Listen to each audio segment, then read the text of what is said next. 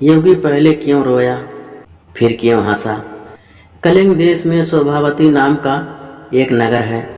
उसमें राजा प्रद्युम्न राज करता था। उसी नगरी में एक ब्राह्मण रहता था जिसके सोमदेव नाम का बड़ा ही योग्य पुत्र था। जब देव सोम 16 बरस का हुआ और सारी विद्याएं सीख चुका तो एक दिन दुर्भाग्य से वह मर गया। बूढ़े माँ बाप बड़े दुखी हुए।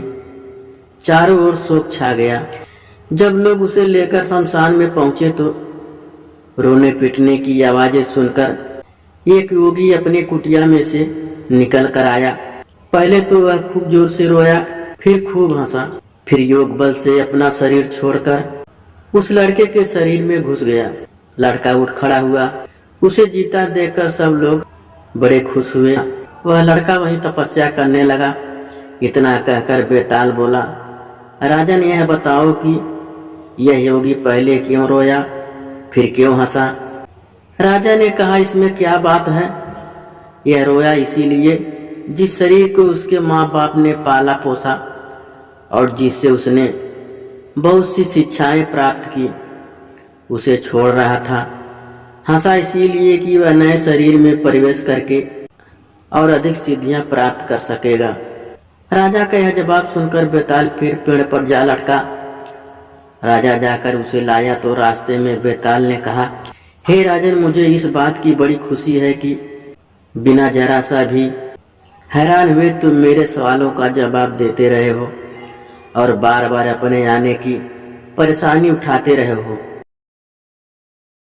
जादूगर का घमंड। एक बार राजा कृष्णदेव राय के दरबार में एक जादूगर आया। उसने बहुत देर तक हैरत अंगेज जादू करतब दिखाकर पूरे दरबार का मनोरंजन किया। फिर जाते समय राजा से ढेर सारे उपहार लेकर अपनी कला के घमंड में सबको चुनौती दे डाली। क्या कोई व्यक्ति मेरे जैसा अद्भुत करतब दिखा सकता है? क्या कोई मुझे यहाँ टक्कर दे सकता है?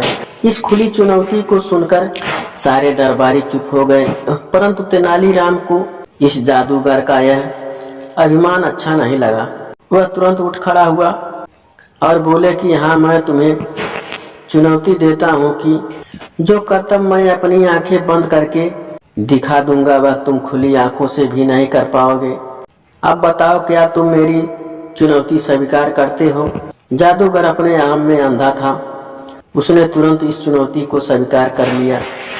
तेनालीराम ने रसोइयों को बुलाकर उसके साथ मिर्ची का पाउडर मंगवाया। अब तेनालीराम ने अपनी आंखें बंद की और उन पर एक मुट्ठी मिर्ची पाउडर डाल दिया।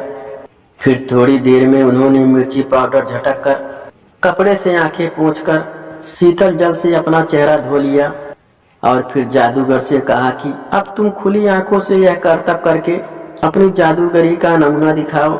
घमंडी जादूगर को अपनी गलती समझ आ गई। उसने माफी मांगी और हाथ जोड़कर राजा के दरबार से चला गया। राजा कृष्णदेव राय अपने चतुर मंत्री तेनालीराम की इस युक्ति से अत्यंत प्रभावित हुए। उन्होंने तुरंत तेनालीराम को पुरस्कार देकर सम्मानित किया और राज की इज्जत रखने के लिए धन्यवाद दिया।